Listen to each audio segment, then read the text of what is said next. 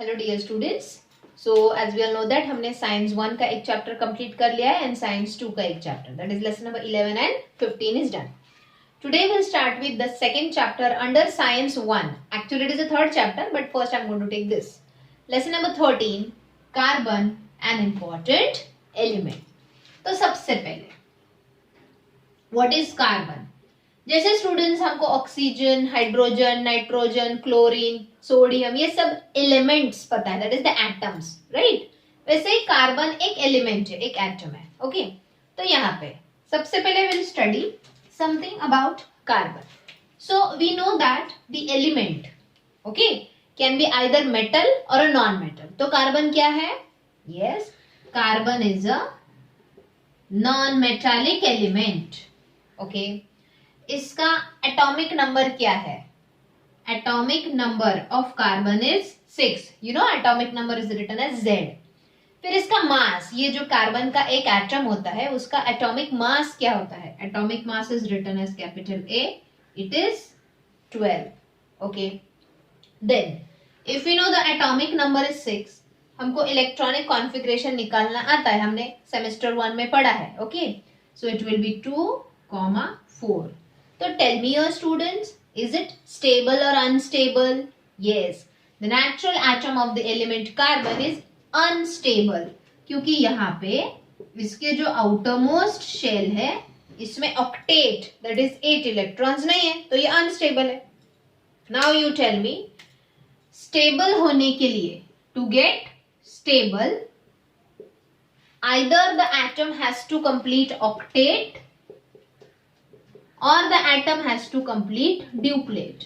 मतलब या तो आउटर मोस्ट शेल में 2 इलेक्ट्रॉन्स होने चाहिए एंड एक ही शेल चाहिए. Okay only one shell having 2 electrons, और if more than one shell is there it should have 8 electrons in the outermost shell.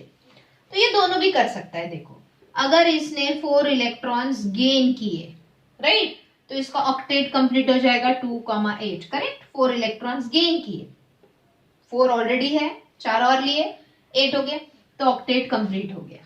Okay और ये जो अपने 4 इलेक्ट्रॉन्स है वो लूज कर सकता है, किसी और को डोनेट कर सकता है. लूज कर दिया तो सिर्फ बचे 2 इलेक्ट्रॉन्स, दैट इज डुप्लेट भी हो सकता है.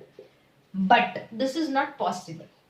सी वी नो दैट जब कोई एटम इलेक्ट्रॉन्स लूज करता है तो C-4 वो एनायन बन जाएगा, राइट. 4 इलेक्ट्रॉन्स डोनेट किए इसलिए -4 चार्ज आ गया.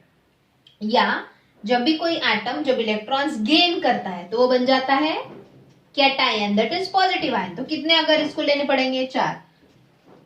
Very sorry whenever it gains the electrons it forms anion that is negative charge, and when it loses electrons, इसने 4 इलेक्ट्रॉन लूज किए, ओके तो it will become a cation that is C+4. But students ये छोटा सा atom है, सिर्फ 2 shells. देखो ये है न्यूक्लियस ऑफ कार्बन, ये पहला शेल, ये सेकेंड शेल. सेकेंड शेल में 4 इलेक्ट्रॉन्स है, राइट, फर्स्ट में 2 है.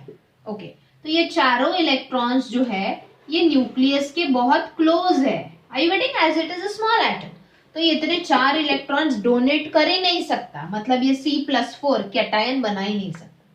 ऑन द अदर हैंड अगर इसने 4 इलेक्ट्रॉन गेन किए, सपोज ये 4 इलेक्ट्रॉन गेन किए, तो टोटल नंबर ऑफ इलेक्ट्रॉन्स कितने हो जाएंगे? 10. बट यहाँ पे number of protons are 6 only ना, right. We know number of electrons and protons are equal. तो अब यहाँ पे प्रोटॉन्स तो 6 ही है, तो ये 6 प्रोटॉन्स जो न्यूक्लियस में है वो बाहर के 10 प्रोटॉन्स को प्रॉपरली होल्ड नहीं कर पाएंगे, समझे. तो इन बोथ द केस ना तो वो C-4 बना सकता है बाय गेनिंग इलेक्ट्रॉन्स, ना तो वो C+4 बना सकता है by losing electrons. Means carbon is a non metal which can not form ions. Positive ions negative दोनों नहीं बना सकता. तो क्या करता है? वो अपने आप को स्टेबल करेगा. It will make it stable but not by losing और gaining electrons. It will get itself stable by sharing electrons. ये इलेक्ट्रॉन्स क्या करेगा? शेयर करेगा किसी और एटम के साथ. तो ये हमेशा इलेक्ट्रॉन्स शेयर करके ही स्टेबल होता है, इसीलिए ये हमेशा कोवैलेंट बॉन्ड फॉर्म करता है. Which bond? Covalent bond. See students, जब दो एटम्स के बीच में give and take that is lose and gain of electron की वजह से बॉन्ड बनता है तो वो आयंस बन जाते हैं, so that is called ionic bond, हमने पढ़ा है 5th चैप्टर में। बट यहाँ पे जब इलेक्ट्रॉन शेयर करके बॉन्ड बनता है then it is called covalent bond. Let me tell you in short. तो आई होप कार्बन यहां तक समझा है। अब मैं इसका शेयरिंग एंड कोवैलेंट बॉन्ड कैसे फॉर्म करता है वो दिखाती हूँ। ओके, अब ये है कार्बन। कार्बन का इलेक्ट्रॉन कॉन्फ़िगरेशन है 2,4, मतलब आउटर मोस्ट शेल में कितने इलेक्ट्रॉन्स है? 4। सो मैं ये 4 इलेक्ट्रॉन क्रॉस सिंबल लेके दिखा रही हूँ। तो ये क्रॉस मतलब ये कार्बन के बाहर के शेल वाले 4 इलेक्ट्रॉन्स। एंड स्टूडेंट, जब हम शेयरिंग दिखाते हैं इलेक्ट्रॉन्स की तो हमको अंदर की शेल वाले इलेक्ट्रॉन्स दिखाने की जरूरत नहीं है, ओनली जितने इलेक्ट्रॉन्स आउटर मोस्ट शेल में है उतने ही दिखा। ओके, अब इसके अराउंड है सपोज हाइड्रोजन। हाइड्रोजन का इलेक्ट्रॉनिक कॉन्फ़िगरेशन इज ओनली 1, तो ये है हाइड्रोजन का एक इलेक्ट्रॉन। तो ऐसे यहाँ पे 4 हाइड्रोजन है, हर हाइड्रोजन के पास एक एक इलेक्ट्रॉन है। अब मुझे बताओ हाइड्रोजन भी स्टेबल है क्या? नहीं, इसके भी शेल में सिर्फ एक है, ड्यूप्लेट होना चाहिए, एटलीस्ट 2 इलेक्ट्रॉन्स तो होना चाहिए जब सिर्फ एक शेल होता है, तो वो स्टेबल है। अब यहाँ पे दोनों क्या करेंगे, देखो कार्बन अपना एक इलेक्ट्रॉन हाइड्रोजन के साथ शेयर कर रहा है, ग्रीन वाला कार्बन का इलेक्ट्रॉन, रेड वाला हाइड्रोजन का। तो कार्बन ने अपना एक इलेक्ट्रॉन हाइड्रोजन के साथ शेयर किया, तो हाइड्रोजन का डुप्लेट 2 इलेक्ट्रॉन वाला स्टेट कंप्लीट हो गया। एवरी प्लेस यू सी, हर जगह पे कार्बन अपना एक एक इलेक्ट्रॉन चारों हाइड्रोजन के साथ शेयर कर रहा है। तो सारे के सारे हाइड्रोजन स्टेबल हो गए क्योंकि उनका डुप्लेट कंप्लीट हो गया। देखो, can you see, duplet complete हो गया। अब अगर कार्बन अपना एक इलेक्ट्रॉन हाइड्रोजन के साथ शेयर कर रहा है तो हाइड्रोजन को भी इक्वली शेयरिंग, मतलब अगर सिर्फ कार्बन हाइड्रोजन के साथ देगा तो वो गिव हो जाएगा, एंड हाइड्रोजन का टेक, गिव एंड टेक, हमको शेयरिंग दिखाना। तो एट द सेम टाइम ये चारों हाइड्रोजन अपना एक एक इलेक्ट्रॉन कार्बन के साथ शेयर कर रहे हैं। तो देखो ये ब्लैक सर्कल के अंदर सिर्फ कार्बन है और उसके electrons, 4 green electrons, 4 red electrons, मतलब टोटल 8 इलेक्ट्रॉन्स। समझ में आया? Okay, so this is called sharing of electrons. And students, जब भी इलेक्ट्रॉन्स शेयर होते हैं दो एटम्स के बीच में, तो उनके बीच में कोवैलेंट बॉन्ड बनता है, आयोनिक बॉन्ड नहीं। जैसे हमने पढ़ा sodium lose 1 electrons to from Na+, chlorine gains 1 electron from Cl-। अब ये आयंस अपोजिटली चार्ज्ड है तो ये अट्रैक्ट होके NaCl नाम का कंपाउंड बनेगा, बट ये कंपाउंड बना due to give and take of electrons, due to ionic bonds. Okay, यहाँ पे गिव एंड टेक नहीं है, सिर्फ शेयरिंग है, तो आयंस फॉर्म नहीं हो रहे, तो इनके बीच के बॉन्ड को आयोनिक बॉन्ड नहीं बोलेंगे। So here it is a covalent bond. अब हमेशा याद रखो, जब सिर्फ एक पेयर ऑफ इलेक्ट्रॉन शेयर होता है, 1 पेयर मतलब 2 इलेक्ट्रॉन्स, तो इनके बीच में सिंगल बॉन्ड है। तो एवरी प्लेस, ये जो सिंगल लाइन है, it is nothing but single covalent bond. समझे? ओके, अब इसके ऊपर से मैं अगला टॉपिक पढ़ा रही हूं। तो कैसे सिंगल कोवैलेंट बॉन्ड बना। अब अगर मैं ऑक्सीजन के 2 एटम ले रही हूं, let me tell you, oxygen में है टोटल 8 इलेक्ट्रॉन्स, तो इसका कॉन्फ़िगरेशन हो गया 2,6। तो बताओ सबसे बाहर वाली शेल में कितने इलेक्ट्रॉन्स है? 6। अब मैं वो इलेक्ट्रॉन्स ड्रॉ कर रही हूँ, 1 2 3 4 5 6, ये ऑक्सीजन, 1 2 3 4 5 6, ये ऑक्सीजन। अब मैंने यहाँ पे एक को क्रॉस दिखाया, एक को डॉट, क्योंकि ये 2 अलग अलग एटम्स के इलेक्ट्रॉन्स है। यहाँ पे oxygen and oxygen same he atom है, तो इधर भी डॉट लिया तो इधर भी डॉट लिया। इन केस तुमने इसको इधर क्रॉस लिया तो इधर के इलेक्ट्रॉन्स को भी क्रॉस लो। जब एटम सेम है तो इलेक्ट्रॉन के सिंबल भी एक जैसे होने चाहिए। एटम्स अलग है तो इलेक्ट्रॉन के सिंबल या तो क्रॉस या डॉट लेना है। अब यहाँ पे ऑक्सीजन भी स्टेबल है क्या बताओ? नहीं, एक से ज्यादा शेल है तो ऑटोमो शेल में 8 चाहिए। अब 8 होने के लिए देखो ये क्या करे, ये वाला ऑक्सीजन अपने 2 इलेक्ट्रॉन्स इस ऑक्सीजन के साथ शेयर कर रहा है, तो ये ऑक्सीजन के टोटल इलेक्ट्रॉन्स काउंट करो, ये 6 + 2 8 हो गए। एट द सेम टाइम अगर ये इसके साथ शेयर करा तो इसको भी इसके साथ शेयर करना पड़ेगा। ये अपने 2 इलेक्ट्रॉन्स इसके साथ शेयर करें, तो देखो दोनों का साइमल्टेनियसली ऑक्टेट कंप्लीट हो गया, but total number of electrons कितने शेयर हुए देखो, ये और ये, तो टोटल 4 इलेक्ट्रॉन शेयर हुए, means 2 pairs of electrons, so there will be double covalent bond. समझ में आ रहा है? तो ये था सिंगल कोवैलेंट बॉन्ड और ये है डबल कोवैलेंट बॉन्ड। अब मैं ट्रिपल भी दिखाती हूँ। Nitrogen and nitrogen, again nitrogen में है टोटल 7 इलेक्ट्रॉन्स। तो इलेक्ट्रॉनिक कॉन्फ़िगरेशन क्या हो गया? 2,5। स्टेबल है क्या? नहीं। तो पहले मैं ये 5 इलेक्ट्रॉन्स निकालती हूँ इसके। 1 2 3 4 5, ये नाइट्रोजन के आउटर मोस्ट शेल के 5 इलेक्ट्रॉन। इधर भी क्या लू? डॉट लू कि क्रॉस लू? एटम सेम है तो इलेक्ट्रॉन का सिंबल भी सेम चाहिए, तो इधर क्रॉस लिया तो इधर भी क्रॉस लो। 1 2 3 4 5। ओके, अब देखो दोनों कैसे शेयर करेंगे अपने अपने इलेक्ट्रॉन। ये वाला नाइट्रोजन अपने 3 इलेक्ट्रॉन्स इस नाइट्रोजन के साथ शेयर करेगा, तो इसके 5 प्लस इसके 3 8, इसका octet complete. On the other hand, अब ये वाला नाइट्रोजन अपने 3 इलेक्ट्रॉन्स इस नाइट्रोजन के साथ शेयर करेगा, इसका भी octet complete. Total number of electrons कितने शेयर हुए देखो? 1 2 3 4 5 6, मतलब 3 pairs of electrons are shared, so we will write here triple covalent bond. So students, covalent bond is formed between the two atoms due to the sharing of electrons, and that covalent bond can be single covalent bond, double covalent bond और triple covalent bond. बस इतने, इससे ज्यादा। तो single covalent bond बनता है जब 2 electron share होते हैं, मतलब 1 पेयर। डबल कोवैलेंट बॉन्ड बनता है जब 4 इलेक्ट्रॉन शेयर होते हैं, मतलब 2 पेयर्स। ट्रिपल कोवैलेंट बॉन्ड बनता है जब 6 इलेक्ट्रॉन शेयर होते हैं, मतलब 3 पेयर्स आर शेयर्ड। अंडरस्टूड? तो अब इतना पढ़ ही लिया है तो कार्बन कंपाउंड्स के बारे में। So I hope you all have understood what is covalent bond. Okay. So we were talking about carbon. So carbon is a non-metal.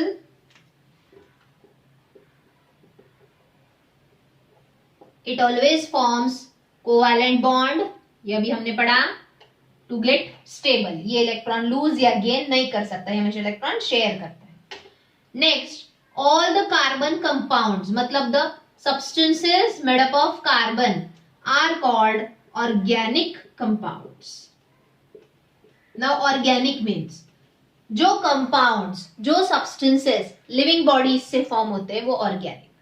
जो कंपाउंड्स या जो सब्सटेंसेस सॉइल में से, एयर या वाटर में से मिलते हैं वो इनऑर्गेनिक। ओके, तो अब मुझे बताओ, सपोज तुम कोई भी लिविंग बॉडी का पार्ट लो, सपोज हमारा नेल लिया, हेयर लिया, स्किन लिया डेड बॉडी का, ओके, खुद का मत लो अगर ऐसे लिया तो, या फिर सपोज तुमने लीफ लिया पेड़ का, फ्लावर लिया, ब्रांच लिया, ये सब अलग अलग टेस्ट ट्यूब में लो, इसको बर्न कर दो। जलाने के बाद सबसे लास्ट में क्या मिलेगा? ऐश, राख मिलता है ग्रेइश ब्लैकिश कलर का, वो क्या है? कार्बन है। तो जितने भी लिविंग बॉडीज के सब्सटेंसेस है उन सब में मेन कॉन्स्टिट्यूएंट क्या है? कार्बन। अंडरस्टूड? इसलिए carbon compounds are called organic compounds because they form the main element of the living bodies. Okay, उसके बाद the carbon when forms the compound by sharing the electrons with hydrogen, then they are called hydrocarbon compounds. So the compounds which are made up of carbon and hydrogen only, जिस compound में सिर्फ carbon and hydrogen है, they are called hydrocarbon compounds. And अभी जो मैंने बताया, carbon and hydrogen मिलके compound बनाएंगे, सब्सटेंस बनाएंगे, but by sharing the electrons, means by covalent bond. तो अब यहाँ पे स्टूडेंट्स, ये जो हाइड्रोकार्बन कंपाउंड्स है इनके मेन 2 टाइप्स है, सैचुरेटेड हाइड्रोकार्बन कंपाउंड। अब मैं शॉर्टकट में लिख रही हूँ, you are not allowed to do that, okay. And दूसरे है अनसैचुरेटेड हाइड्रोकार्बन कंपाउंड। अभी मैंने कोवैलेंट बॉन्ड के 3 टाइप्स पढ़ा है, single covalent bond, double covalent bond and triple. इसके ऊपर ये अगर वो समझा होगा तो ये समझेगा। तो saturated hydrocarbon compounds are the compounds in which there is a single bond between the carbon atoms, मतलब कार्बन एंड कार्बन के बीच में हमेशा सिंगल बॉन्ड होता है एंड बाकी के places are occupied by hydrogen. So is it made up of carbon and hydrogen? So hydrocarbon compound, जहां पे कार्बन के बीच में सिर्फ सिंगल बॉन्ड होता है हमेशा. Okay, so they are called saturated hydrocarbon compounds and they are known as alkane and उनका जनरल फॉर्मूला है CnH2n+2. अब ये सब क्या है, अभी ज्यादा जोर मत दो, इतना ही लर्न करो. ये हमको 10th स्टैंडर्ड में लेसन नंबर 9 है, अगेन कार्बन कंपाउंड्स, पूरा डिटेल में उसमें हमको ये अल्केन मतलब सैचुरेटेड हाइड्रोकार्बन कंपाउंड्स मतलब the compounds having single bond between carbon atom, ये स्टडी करना है. फिलहाल इतना सिर्फ याद रखो, ये नेक्स्ट स्टैंडर्ड में हम डिटेल में पढ़ेंगे. Then what are unsaturated hydrocarbon compounds? The hydrocarbon compounds in which there is a double bond between carbon atoms और there is a triple bond between carbon atoms. या तो कार्बन के बीच में डबल बॉन्ड होगा या ट्रिपल बॉन्ड होगा. They are called unsaturated hydrocarbon compounds. बाकी के सारे स्पेसेस हाइड्रोजन से फिल होंगे. Are you getting it? तो ये हो गया क्या, hydrocarbon compound made up of hydrogen and carbon and containing triple bond so unsaturated, और कंटेनिंग डबल बॉन्ड तो अनसैचुरेटेड. तो students, the unsaturated hydrocarbon compound which has a double bond between carbon atom are called alkene, or they are called alkene. And the hydrocarbon compound and the unsaturated hydrocarbon compound which contains triple bond between carbon atom are called alkyne. तो hydrocarbon compound में अगर carbon and carbon के बीच में single bond है then it is alkane. अगर उसमें double bond है तो वो अल्कीन, एंड अगर उसमें ट्रिपल बॉन्ड है तो वो अल्काइन. जैसे इसका जनरल फॉर्मूला है CnH2n+2, वैसे अल्कीन का फॉर्मूला है CnH2n. बस यहाँ पे इसका फॉर्मूला है CnH2n-2. अभी सिर्फ ये याद रखो, 10th स्टैंडर्ड में हमको इसी चैप्टर को डिटेल में पढ़ना है. Okay, so I hope I am clear to make you understand what is a carbon and what are the hydrocarbon compounds and which are the two types of hydrocarbon compounds, saturated and unsaturated. Saturated are called alkane and unsaturated are called alkene and alkyne. Okay students, let us move ahead. Okay, तो अब ये जो carbon है ये nature में किस form में available है? Okay, so carbon is available in free state as well as in combined state. अब मतलब क्या बताती हूं. फ्री स्टेट मतलब for example I write here diamond and graphite. ये जो दो सब्सटेंस है ये सिर्फ और सिर्फ कार्बन से बने. So here diamond consist of only carbon. यहाँ पे कार्बन किसी और एटम के साथ कंबाइंड नहीं है, तो it is a free state of the carbon where the diamond and graphite are made up of only carbon. But when I talk about combined state, so for example if I write carbon dioxide, तो यहाँ पे मुझे बताओ carbon अकेला है, free है कि किसी और के साथ लाइक ऑक्सीजन के साथ कंबाइंड है? Correct. So carbon is available in free state in the form of diamond and graphite, and it is available in combined state as in the form of carbon dioxide, in the form of fuels such as petrol, diesel, kerosene. इन सब में भी carbon है, लेकिन carbon अकेला नहीं है, बाकी के एलिमेंट्स के साथ कंबाइंड है. Also in the natural fibres, जो थ्रेड्स होते हैं ना, जैसे कि वुल, कॉटन, सिल्क, इन सब में भी कार्बन है, बट कार्बन के साथ कोई और एटम्स भी कंबाइंड है. Then it is also available in the form of carbonates. For example sodium carbonate. देखो यहाँ पे कार्बन अकेला नहीं, यहाँ पे वो सोडियम एंड ऑक्सीजन के साथ है. Understood? Okay, so in this way carbon is available in free state as well as in combined state. Any doubt student still here? Okay, अब जो last point, as I have told you, मैं video में सिर्फ ये lesson का introduction देने वाली हूँ, फिर हम रीड करके इसको कंप्लीट करेंगे. तो द नेक्स्ट पॉइंट, हम कार्बन की एक बहुत इंपॉर्टेंट प्रॉपर्टी अब पढ़ने वाले हैं, दैट इज एलोट्रॉपी. और I write here allotropes of carbon. Now what do you mean by allotrop?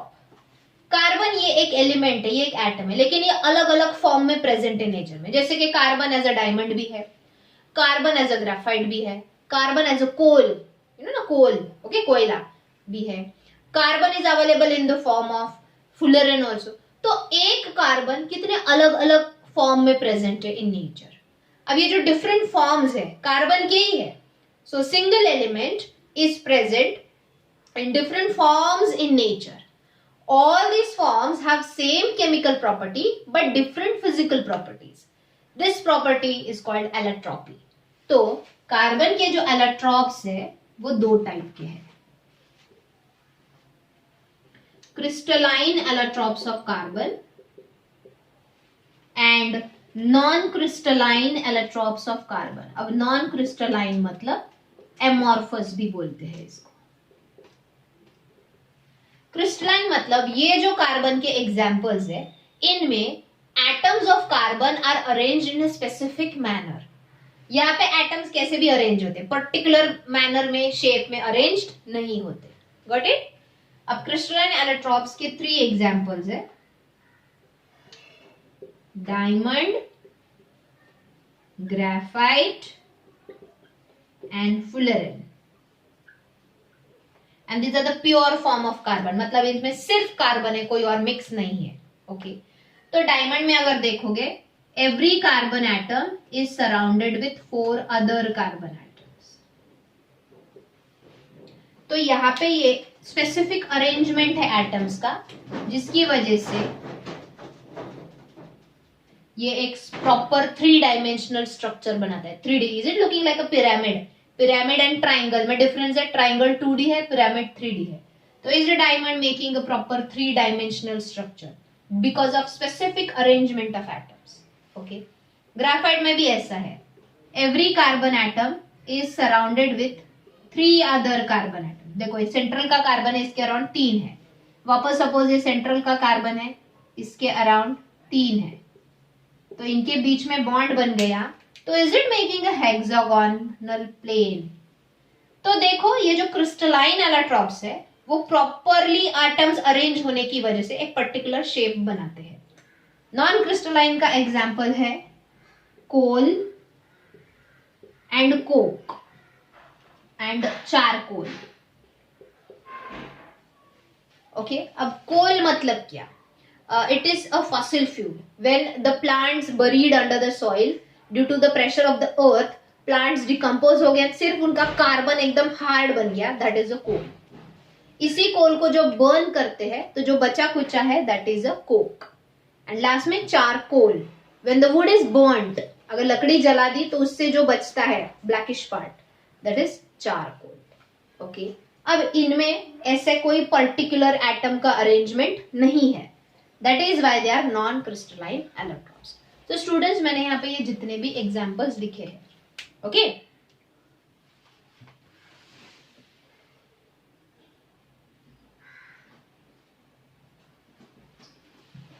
Sorry, तो स्टूडेंट्स मैंने यहाँ पे जितने भी एग्जाम्पल्स लिखे हैं इन सब के हमको प्रॉपर्टीज पढ़ने हैं एंड यूजेस। ओके तो ये मैंने सिर्फ इंट्रोडक्शन दिया है। अब डायरेक्टली नेक्स्ट जो लेसन हम है लाइव सेशन में ये सब रीड करके करेंगे। Like what are the properties of diamond, what are the uses of diamond, same here what are the properties of coal, there are different types of coal. Okay तो ये lesson में हमको सबसे पहले पढ़ना है what is carbon, what are hydrocarbon compounds जो हमने अभी पढ़ा, what is a covalent bond जो मैंने अभी पढ़ाया। फिर हमको ये एलोट्रॉप्स ऑफ कार्बन डिटेल में पढ़ना है, सबके यूजेस, प्रॉपर्टीज एंड ऑल। फिर इसके बाद हमको लास्ट में 2 गैसेस पढ़ने हैं, एक है कार्बन डाइऑक्साइड गैस एंड एक है मीथेन गैस। तो ये दोनों गैसेस कैसे प्रोड्यूस होते हैं नेचुरली और आर्टिफिशियली, फिर ये दोनों गैसेस के यूजेस क्या है। ओके तो ये चैप्टर में मेन थिंग ये सबके यूजेस एंड प्रॉपर्टीज हमको लर्न करने हैं, यही एग्जाम में आने वाला है। Okay students, so in the next live lecture you all will attend the sessions with textbook so that we'll read and simultaneously will mark the notes. Okay, thank you.